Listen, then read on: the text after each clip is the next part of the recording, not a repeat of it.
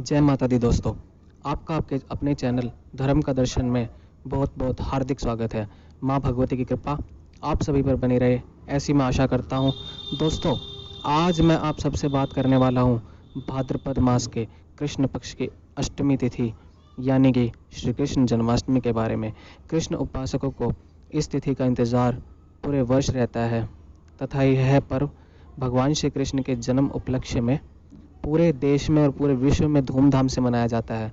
भगवान श्री कृष्ण के उपासकों के लिए यह दिन बहुत ही विशेष महत्व रखता है, क्योंकि इसी अष्टमी तिथि की अर्धरात्रि में भगवान श्री कृष्ण ने देवकी की 8वीं संतान के रूप में इस धरती से सारे पाप नष्ट करने के लिए अवतार लिया था मथुरा में। इस व्रत का हिंदू धर्म में, सनातन धर्म में बहुत ही विशेष महत्व है। चाहे वो स्मार्त हो या वैष्णव हो या शैव हो, सभी इस व्रत को विधि पूर्वक बहुत ही धूमधाम से मनाते हैं। यह पर्व हिंदू धर्म में सदियों से चला आ रहा है। भविष्योत्तर पुराण के अनुसार भगवान श्री कृष्ण ने इस व्रत की महिमा के बारे में महाराज युधिष्ठिर को बताते हुए कहा है कि 20 करोड़ एकादशियों के व्रतों के समान अकेला यह कृष्ण जन्माष्टमी का व्रत होता है। तो यह है महिमा जो भगवान कृष्ण ने महाराज युधिष्ठिर को महाभारत काल के समय बताई है। तो इस व्रत की पूरी जानकारी पाने के लिए आप हमारे चैनल पर बने रहे, इस वीडियो को अंत तक देखते रहे। इसमें कोई भी जानकारी आपकी छूटेगी नहीं, ये मेरा विश्वास है। और अगर आपको ये वीडियो अच्छी लगती है और ऐसी ही वीडियो आप चाहते हैं तो हमें मोटिवेट करने के लिए आप सब्सक्राइब बटन को दबाएं और बेल बटन को दबाएं, जिससे ये होगा कि आपको ऐसी ही वीडियोस सबसे पहले मिलती रहेंगी। इस दिन सच्चे मन से व्रत करने से व विधि विधान से बाल गोपाल की पूजा करने से आपकी समस्त कामनाएं पूर्ण हो जाती है।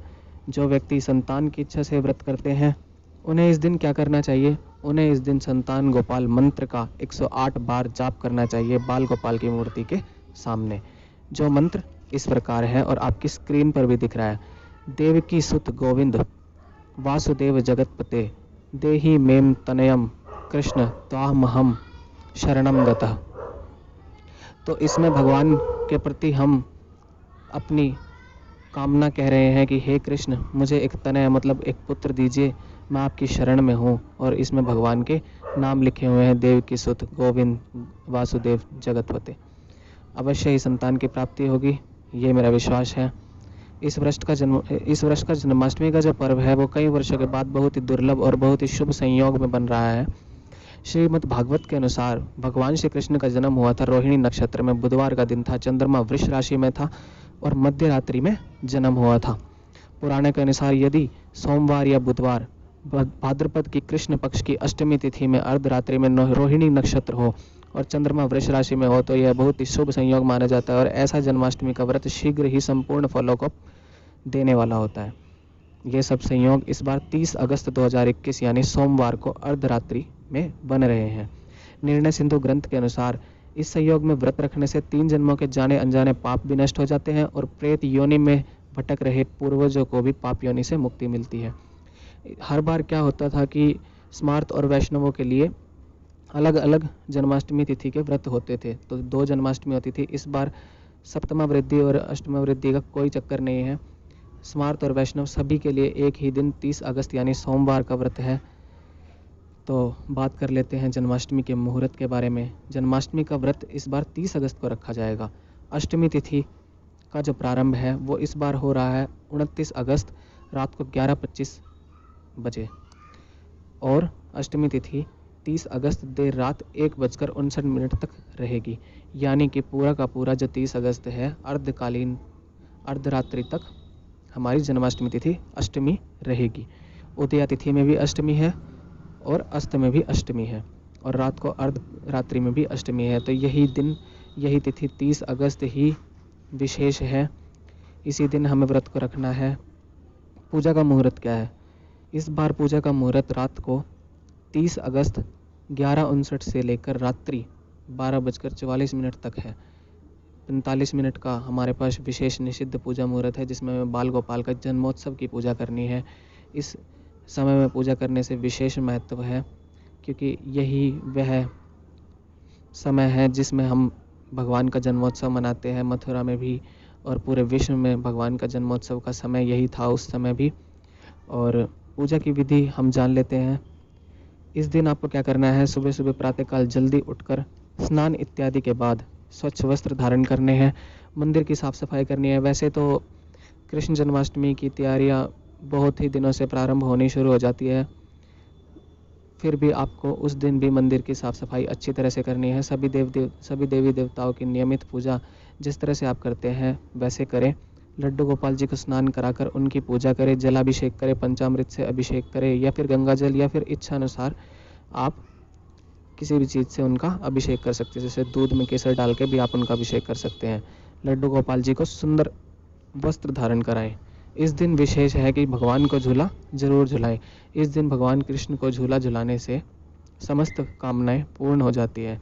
इसके बाद भगवान को आप भोग लगा सकते हैं, जैसे कि फल का भोग, मेवा, मिश्री, माखन, खीर आदि अपने सामर्थ्य के अनुसार भोग लगा सकते हैं। लोग 56 भोग का भी भोग लगाते हैं, पर भगवान भोग के नहीं भाव के भूखे हैं। इसीलिए आपका जो भी भाव हो, आपका जो भी सामर्थ्य हो, उस सामर्थ्य के अनुसार आप भोग लगाएं।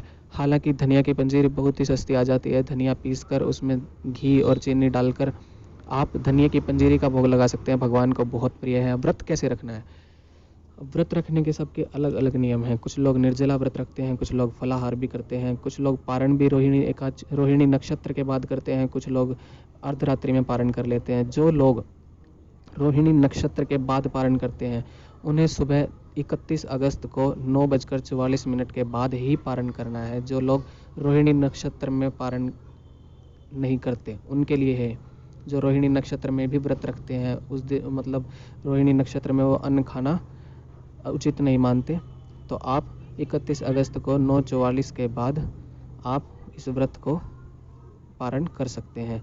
नहीं तो ज़्यादातर व्यक्ति अर्धरात्रि में ही व्रत का पारण कर देते हैं। चंद्रमा को देखकर भी लोग व्रत का पारण करते हैं। इस व्रत के सभी के अपने अपने नियम हैं रखने के। तो जैसे भी आप अपने पूर्वज जैसे रखते आ रहे हैं उनको देखते हुए इस व्रत का पारण और इस व्रत का नियम वगैरह करें। तो जन्माष्टमी का व्रत भगवान श्री कृष्ण की असीम अनुकंपा और असीम कृपा पाने के लिए बहुत ही विशेष दिन है। इस दिन को व्यर्थ ना जाने दें और इस बार बहुत ही शुभ संयोग बन रहे हैं। संतान प्राप्ति के भी संयोग है, आपको मंत्र बता दिया है। तो ये सभी चीज़ें आप करें इस दिन और भगवान श्री कृष्ण की कृपा आपको ज़रूर प्राप्त होगी। माँ भगवती की कृपा आप पर ऐसे ही बनी रहे। और अगर आपको ये वीडियो अच्छी लगी हो, आप यहाँ तक लास्ट तक आए, तो ऐसा है कि अच्छी तो लगी ही होगी। तो अगर आपको वीडियो अच्छी लगी है तो इसे लाइक करें, सब्सक्राइब करें, फैमिली फ्रेंड्स के साथ शेयर करें, उनको भी नॉलेज दें कि किस तरह से भगवान के बारे में आप जानें और जन्माष्टमी का व्रत रखें। और बेल बटन को ज़रूर दबाएं, जिससे कि ऐसा होगा कि आपको सारी जो फ्यूचर की वीडियोज़ हैं हमारी वो मिलती रहेंगी समय समय पर। धन्यवाद।